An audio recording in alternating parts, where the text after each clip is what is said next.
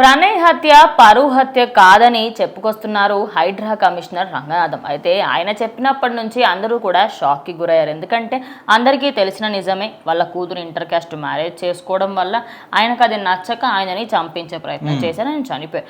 ఇక్కడ వరకు తెలుసు. మరి ఈయనెందుకు ఎన్నో సంవత్సరాలు ఇప్పుడనే కాదు ముందు నుంచి కూడా అదే మాట, ఎందుకు అట్లా అంటే ఇప్పుడు ఈయన హైడ్రా కమిషనర్ రంగనాథ్ ఏమంటున్నాడు అంటే, ఈయన ఈ హత్య జరిగినప్పుడు కూడా పోలీస్ డిపార్ట్మెంట్లో ఉన్నాడు. సో అప్పటి నుంచి స్టిల్ ఇప్పటి వరకు కూడా వాళ్ళ కుటుంబానికి సంబంధించిన వాళ్ళు కావచ్చు, అమృత కావచ్చు, ఎంత పోరాటం చేసినప్పటికీ కూడా మొత్తానికి ఇప్పుడు వాళ్ళకు ఒక ఫలితం దక్కింది. అక్కడ A2గా ఉన్నటువంటి వ్యక్తికి ఉరిశిక్ష వేశారు. ఆల్రెడీ వాళ్ళ నాన్నగారు ఆత్మహత్య చేసుకొని చనిపోయాడు కాబట్టి మిగతా వాళ్ళందరికీ కూడా యావజ్జీవ కారాగార శిక్ష విధించడం జరిగింది. సో ప్రతి ఒక్కరు కూడా ఇది విన్న తర్వాత, ఈ తీర్పు విన్న తర్వాత హర్షం వ్యక్తం చేస్తున్నారు. గవర్నమెంట్ మీద కూడా చాలా మంది పాజిటివ్ అభిప్రాయం అనేది వస్తుంది. ఎందుకంటే ఇన్ని రోజుల పాటు ఎన్నో రేప్ కేసులు కానీ, గ్యాంగ్ రేపులు కానీ ఎన్ని జరిగినప్పటికీ కూడా వాళ్ళందరికీ న్యాయం జరిగే విధంగా వాళ్ళు కోర్టు తీర్పులు అనేది ఇవ్వలేదు.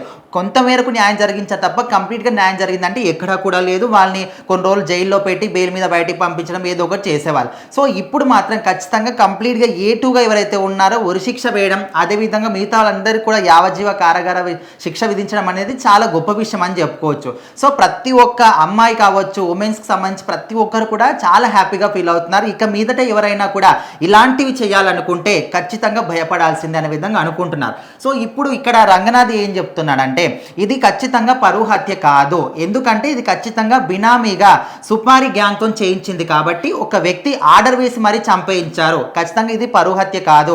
కొంతమందిని గ్రూప్ ఆఫ్ మెంబర్స్ని తీసుకొని దీని వెనకాల కొన్ని కోట్ల డబ్బు కూడా ఉంది, కొన్ని కోట్ల లావాదేవీలు వీళ్ళ మధ్య బ్యాంకు ట్రాన్సాక్షన్స్ కూడా జరిగాయి. అంటే ఓన్లీ పరువు హత్య అనుకుంటే పరువు కోసం ఎన్నో 1 లక్ష 2 లక్షలు ఇచ్చి చంపేయిస్తారు. కానీ ఇది అక్కడ ఇట్లా కాదు, కొన్ని కోట్లు ఇచ్చి మరి చంపేయించారు కాబట్టి ఇది పరువు హత్య కేసు కాదు, ఖచ్చితంగా కావాలని చంపేయించారనే విధంగా ఆయన అయితే చెప్తున్నాడు.